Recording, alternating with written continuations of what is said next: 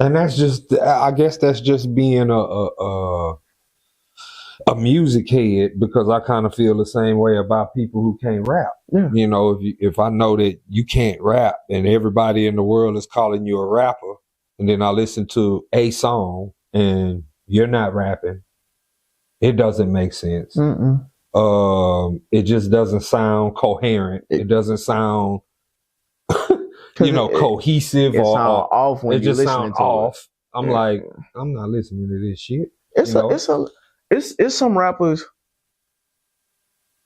because I listen to everything, because I like to study. I study my favorite artists, but I also study other genres. It's some rappers that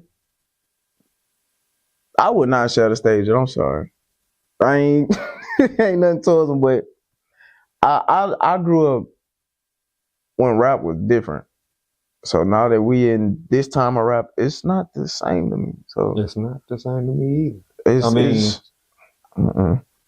I am from, you gotta, from my viewpoint, I grew up in the 80s, when at the beginning, that was pretty much like the beginning stages of rap, even though it started in the 70s. Yeah. In the 80s is when the commercialism came.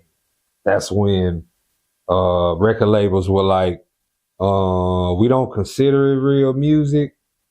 We're not going to really give it a chance.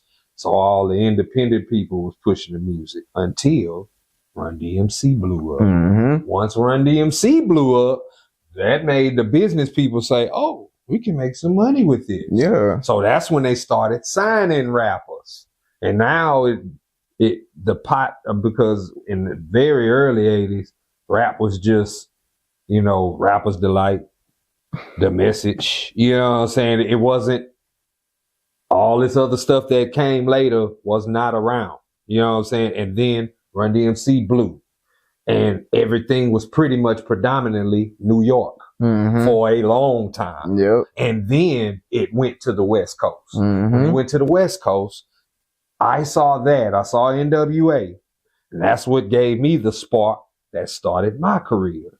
But at the same time, you got NWA, you got DJ Quick, you got Compton Most Wanted, Spice One, E40. You got all these artists, and it's snowballing. Rappers now, everything they putting out, they selling platinum and better, because I know, because I bought them hoes. Ice Cube and MC Ren and Easy E, and then comes Tupac, then comes Biggie, then comes Nas, Wu-Tang, and all these other people. And I'm like, by the end of the 90s, rap was growing into that $1 billion business. Yeah.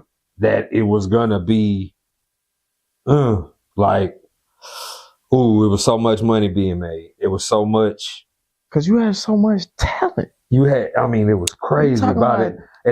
What I was talking about got up to the middle of the 90s, but then once you get like to 8, 9, 9, here come DMX, here come Big Pun, Master P, Cash Money. You got, oh man, it was everywhere you turn, you could not turn nowhere and not find no good music. Here go Eminem, here go Dr. Dre with another one, here go Snoop, here go Exhibit. You got the birth of 50 Cent. All that shit. G-Unit. All that shit. And I was like, and at the time I'm listening to all this music and I'm saying, man, like, hip hop was still in a good space. Yeah. And then you get to the 2000s. And it felt like somebody was like, okay, add a little water. We had a couple, because not everybody was like that. You had a couple good hip hop artists. It was like water was being added to hip hop every year. 2000 came. I had a cup of water. I think the 2000 we had more one hit wonders than anything. Then not to knock nobody, because not knocking music. Nobody. Like Jada Kiss first album was good. Nas came back with Stillmatic when him and Jay-Z was beefing with the Ether and all that. What's my boy name? Crunk was my. You had Lil Jon and Eastside Boy. Yeah.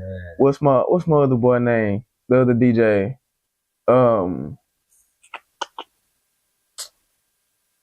What's the other one? Who was DJ Unk? The other one that be with him. He from Atlanta. Jermaine Dupri. Jermaine Dupri. And I'm missing the other one. But that crunk music. When was cool. When Scrap came out, I didn't have a problem with crunk. It might have been right after that I felt like, you know what I'm saying? Because during that time, Ludacris came. T.I. came. Yeah. As far as Atlanta is concerned, that's kind of where I draw the line musically, because Outkast was special. They were still around. Yeah, that was Goody Mob was still cool, but then you had Ludacris and you had T.I. They kind of came, or Ludacris came in 2000, T.I. was 2001. After that point, after the crunk era came, yeah, the trap, you know what I'm saying? Here come the trap. Here come Jeezy. Here come Gucci. Here come. Once it got to that point, I wasn't really listening no more. It became boring and redundant to me. You know what I'm saying? Because you got to realize I had been hearing about people selling dope since the 80s in their records. You know, Scarface I started small time, dope game, cocaine. That was in the 80s. Yeah. You know what I'm saying? So anybody talking about moving weight or selling dope, I had already heard that before. By this point, I'm 25, 26. My mind is not most 25-year-olds might have been there. Oh yeah. But my mind wasn't. I was like, give me something else. I don't want to hear that. That's why I took value in the Lupe Fiascos, the Common when he did B. I took value in Beanie Siegel, The Becoming, Game first album, the documentary. Yeah. All these albums came out like around the same time, but while hip hop was still being added with more water. Because just as much as that shit is out there, you had a catchy dance record like Shake the Laffy Taffy or something. Yeah. You had that out there. I mean, no disrespect, but you had that out there. I mean, it was colorful. It was like, hey, if you want the lyrical stuff, here you go. And if you want the party stuff, here you go. Because you had know what I'm saying? DJ Unk and all of them. You had yep, and my whites, all that shit, franchise boys, all that shit. You know what I'm saying? Like, it went any way you wanted, but at some point, all of the meaningful stuff got pushed to the side, and it just became more about the party. Because it was more so the club era then, because you had for a lot of people. I wasn't going. Kids that was jigging to that. I'm not gonna lie, I was definitely. Cause I dance, so I know a lot of this stuff. I was definitely turning up to it. So, but that was okay. Like now there's nothing wrong with partying, but now your life can't revolve around no party. Nah, your album. If you're making albums, your album can't. I mean, it can be a party. You know what I'm saying? But who's gonna buy an album with 16 songs, and all of them sound the same? All of them pretty much party. I mean, Party Rock did it. Party Rock kind of. Just saying, yeah, you know, for people that want diversity, because I think if I get an album, I would want a well-rounded body of work. Yeah, I got one record on there that might say party, then you got another one on there that might make me think. Yeah. Or I get exactly what you're saying. You know what I'm saying? Like different vibe. Yeah, different, you know. And that's what made R&B, because an R&B album, even back in the day, it wasn't all slow. And it wasn't all fast. It was mixed up. Yeah. They gave you a up-tempo one, and they gave you a slow one. And then it was kind of like a test. Let's see which one they like the most. Let's see which one they bite on the most.